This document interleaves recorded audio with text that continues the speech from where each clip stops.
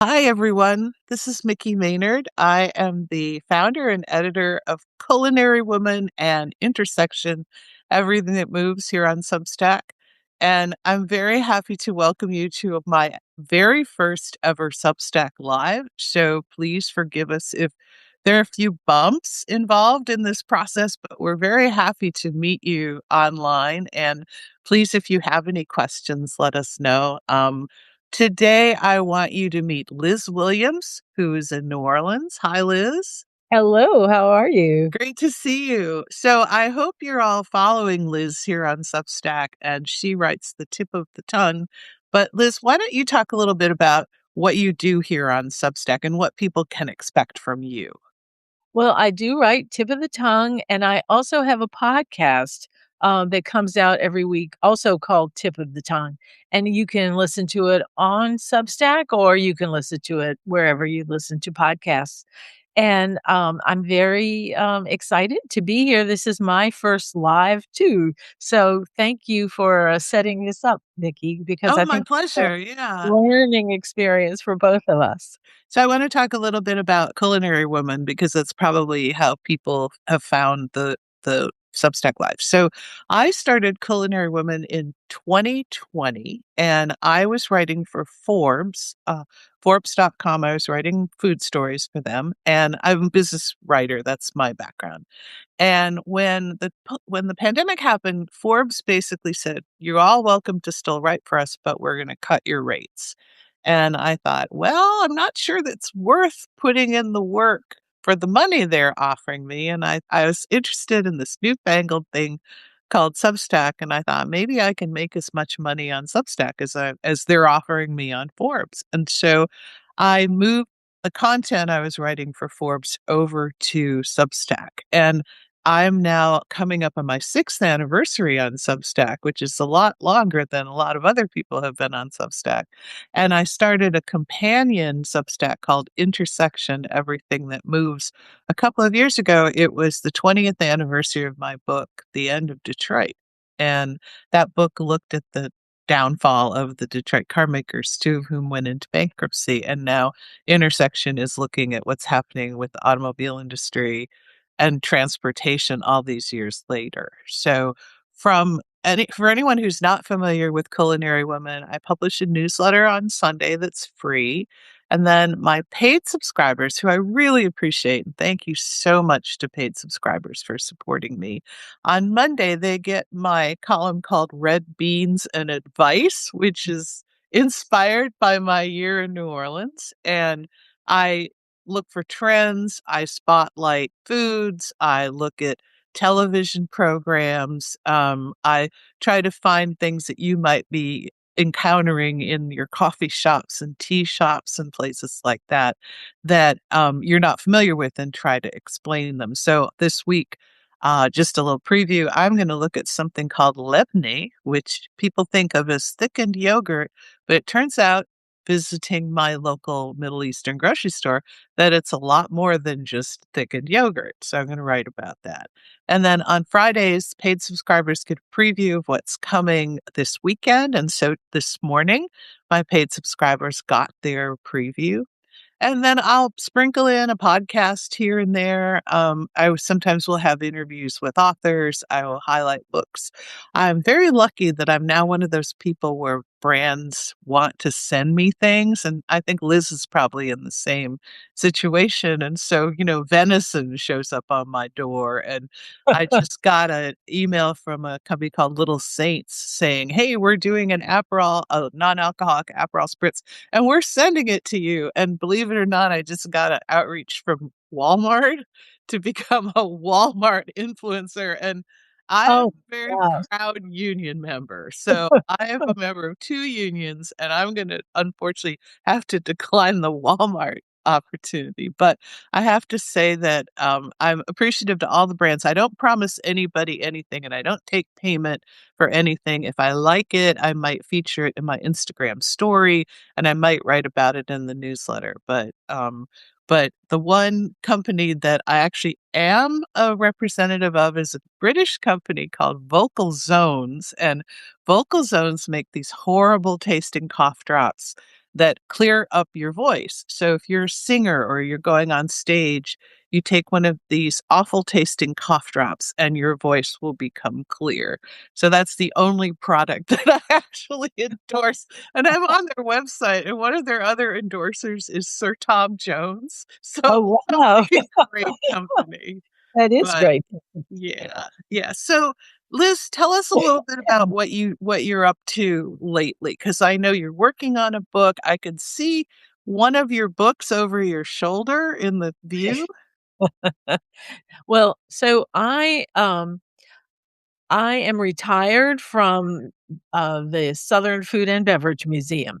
And one of the projects of the Southern Food and Beverage Museum was a research center that we developed because we realized that we needed books in order to research. And then once you've got all these thousands of books, you might as well share them with other people who are interested. Mhm, So mhm. that's exactly what we did. And so I'm still really active in working at the research center and making sure that people know about us and things like that. And we have about 41,000 volumes, Really? yes, Wow. and Wow. the volumes are it is not a cookbook library, it's a library all about food and drink and hospitality, so if you're interested in starting a restaurant, we have books about starting a restaurant, we have books about the history of beer, but we also have beer bottles and beer cans, so that if you're studying something like beer, you can actually put your hands on old bottles and old bottle caps and all Wow. sorts of And you things have like menus, right? Lots of oh, menus? thousands of menus, yes, we have many menus, and we have a very large collection of community cookbooks, Mhm.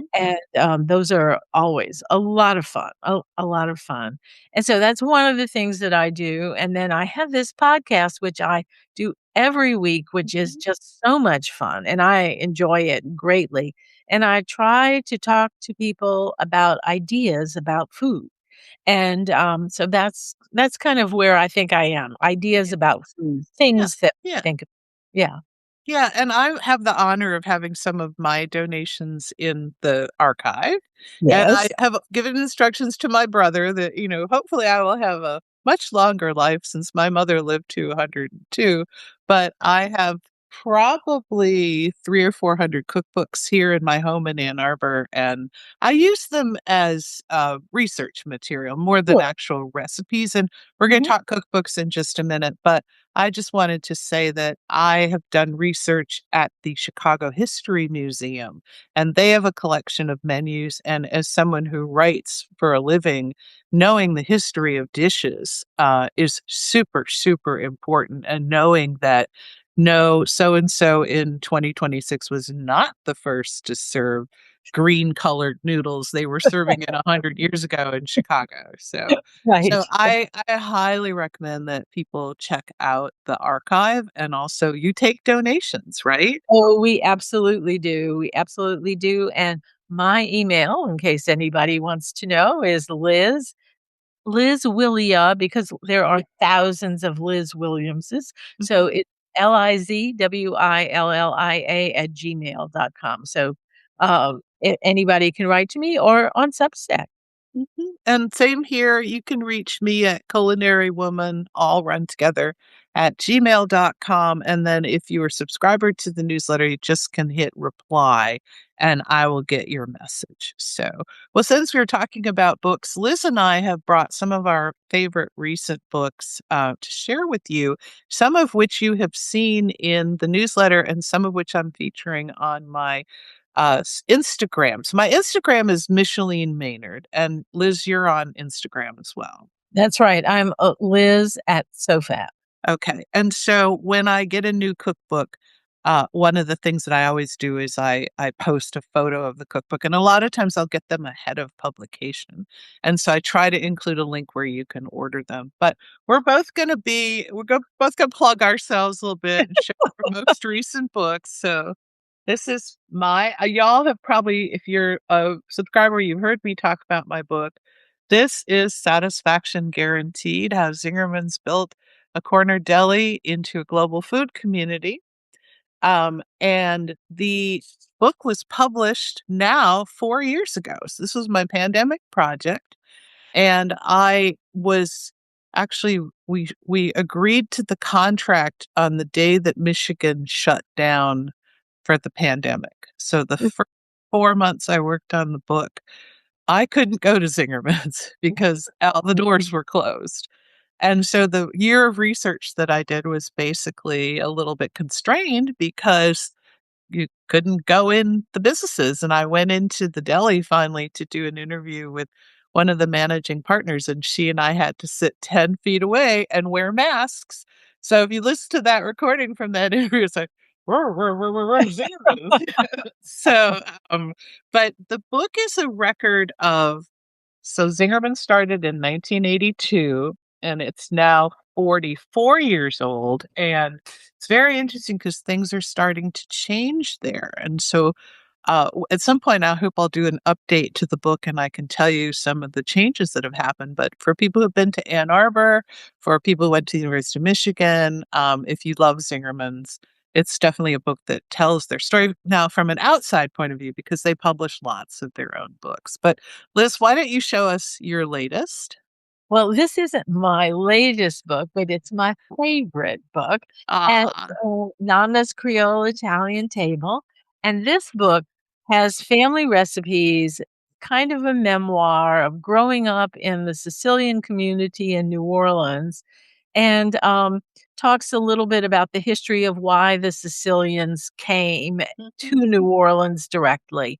And so that's my favorite. Yeah. yeah, and I actually met you through that book. I didn't meet you through that book specifically because I'd met you before. So Right. we Right. met because I went to a cooking class at SOFAB, Southern Food Beverage Museum, on Creole Italian. And then when I moved to New Orleans, I saw that Liz's book had come out, and there was a program at the Times Picayune, I guess the Advocate Times Picayune, Right, right. for your book.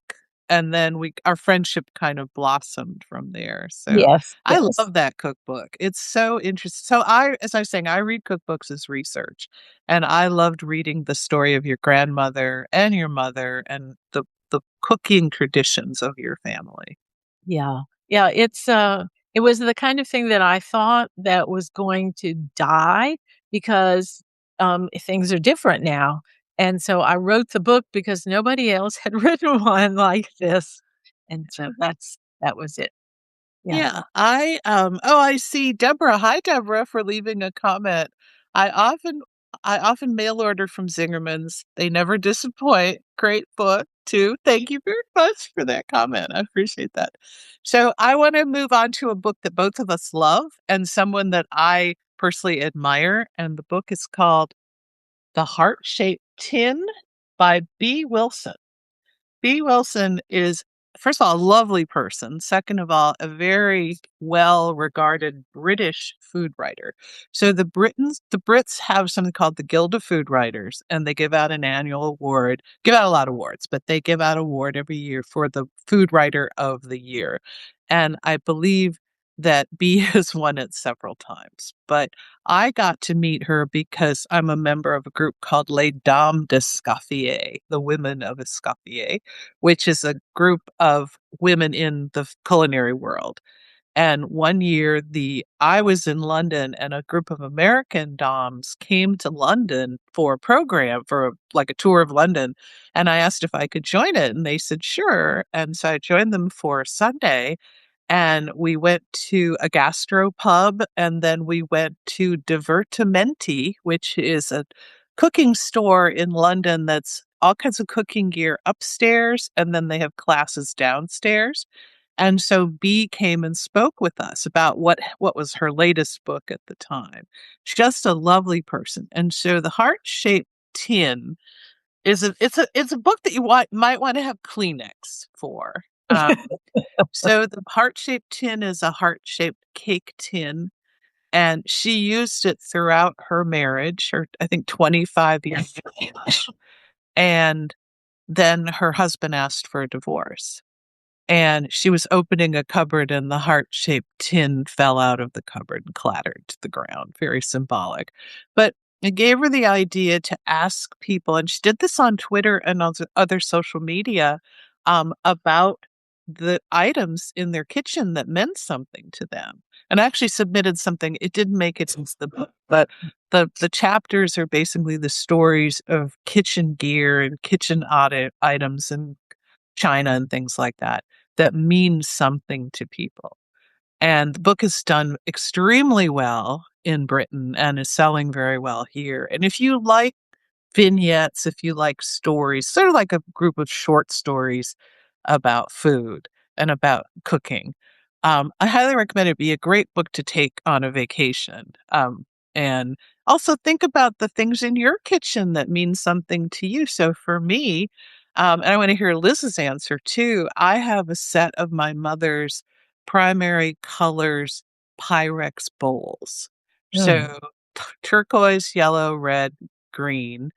And through the years, I've added to it. Like if I see one in a thrift shop, I'll buy. Like I doubles on the red and doubles on the yellow. But those things are indestructible. So my mother's date from 1951, and I'm careful with them. I've never broken one, thank goodness. But to me, the Pyrex bowls are how I learned to cook and how I judge what I want to cook. Like if I'm beating eggs, I'll use the turquoise bowl. If I'm making roast vegetables, I'll use the red bowl. The yellow bowl is great for bread, that kind of thing. So for me, my cherished objects are those Pyrex bowls. Do you have something like that? I do. I have an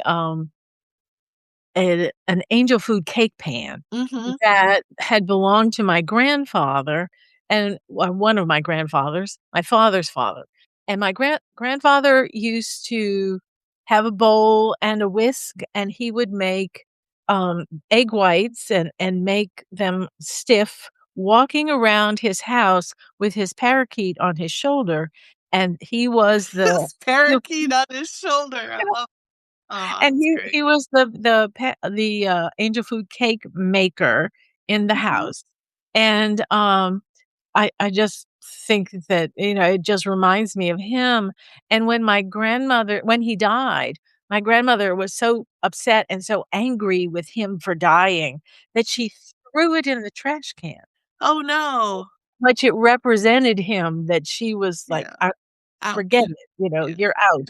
And I happened to drive in to visit her because I knew she was, upset and everything, and I found it in the trash because it was just on top, and I said, "Oh my gosh," and I just stuck it in my car because I wasn't gonna ask her for permission to have it because she had thrown it away, and I didn't wanna raise the issue, but I kept it. Yeah.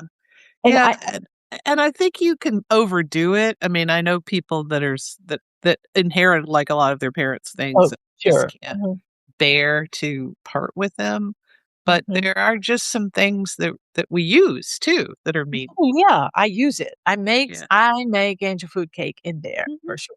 Yeah. Um, but I did wanna say this about, the heart-shaped tin, Mhm. that one of the things that I really loved about it is that she truly captured that relationship between memory and object, Mhm. and, in a way that I thought was really quite remarkable because it brought in then the sense of smell and all the other things, especially if it was a food object, and, the way she wrote about that was just wonderful. I thought it was a fabulous book.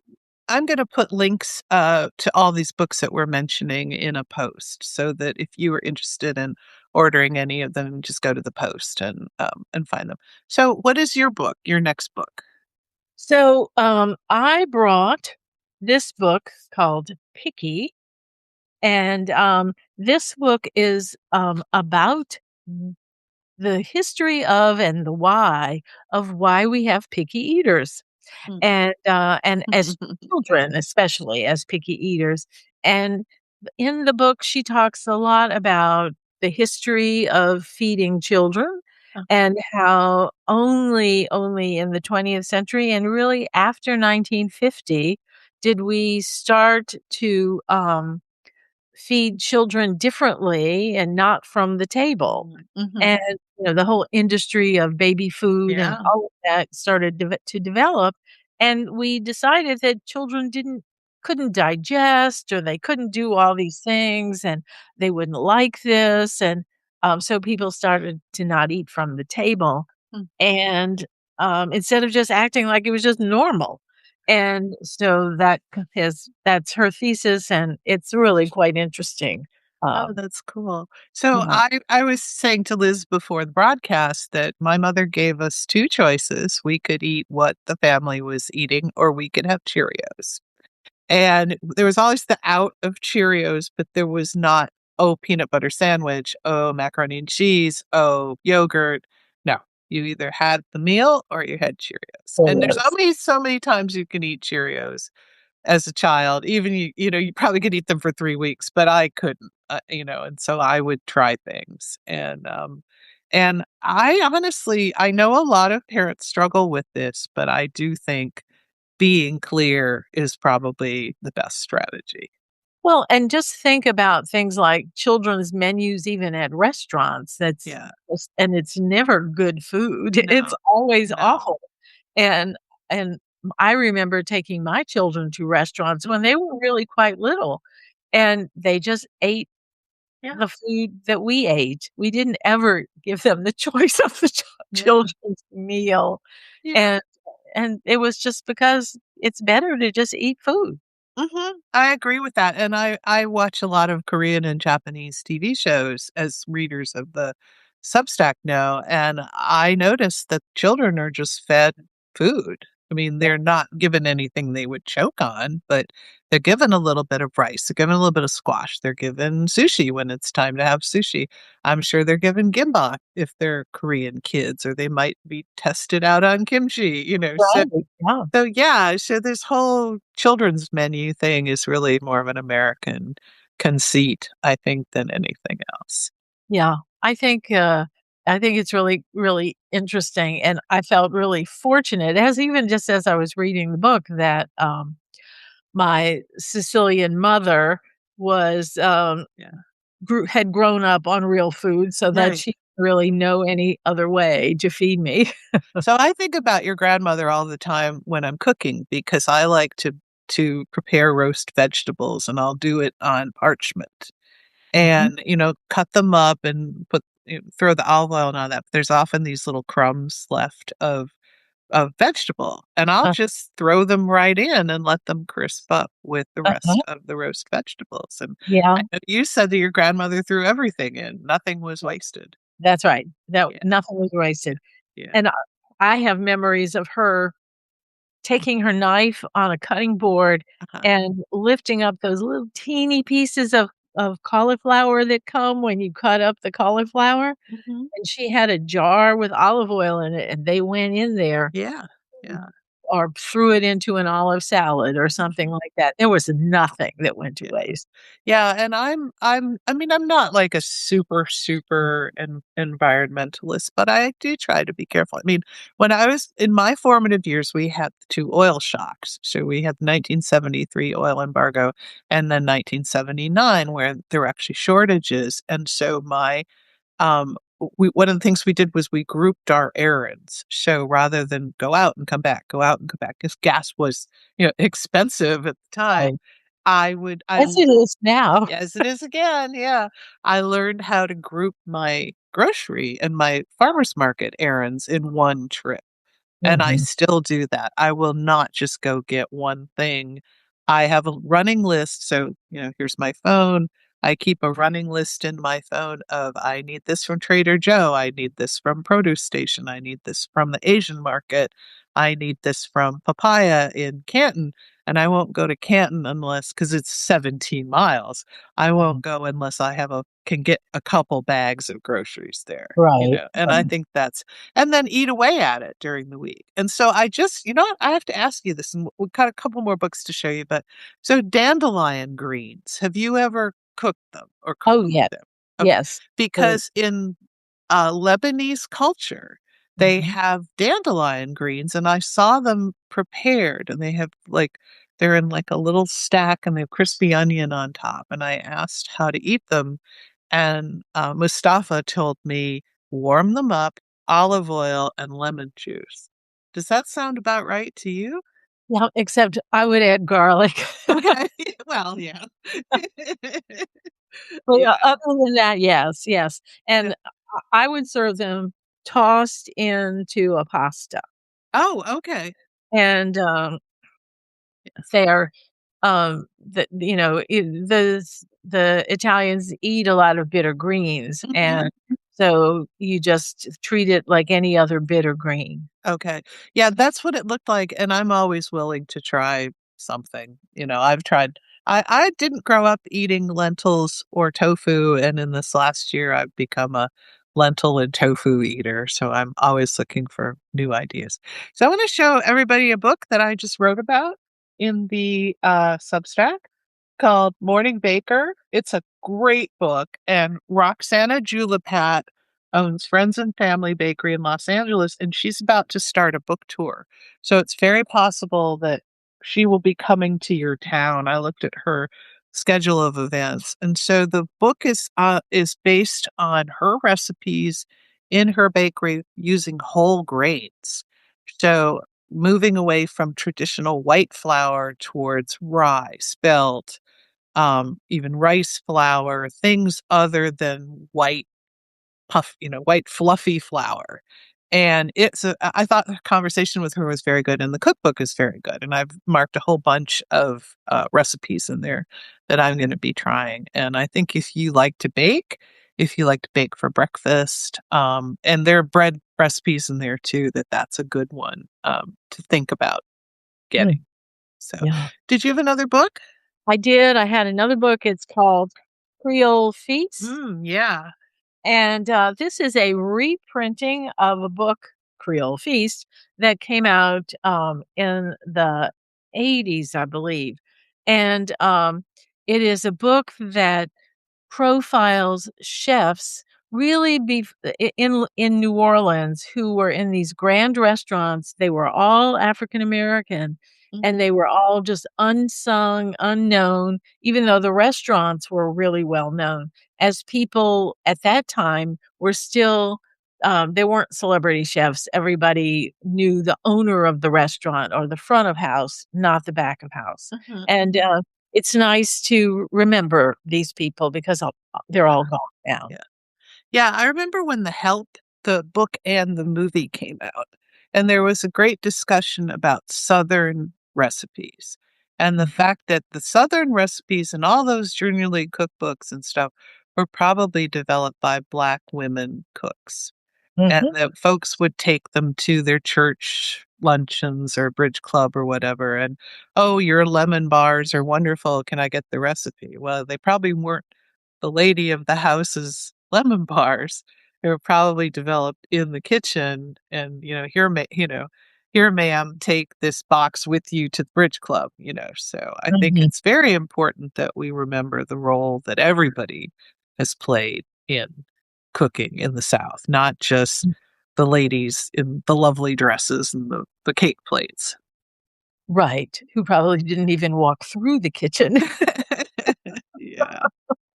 So Yeah. I was gonna say, I think, I was just thinking about this because there are a number of good substacks that everybody can read on cooking. And I've been thinking about gas station meals and barbecue and other things that people get across the South. And the Right, fact that it is from people of different backgrounds. It isn't just from people of one background. And that right. it is time for us to make sure that they get recognized. That's right. That's right. Yeah. I think it's important. Mhm. Yeah. So moving from the South across the Pacific.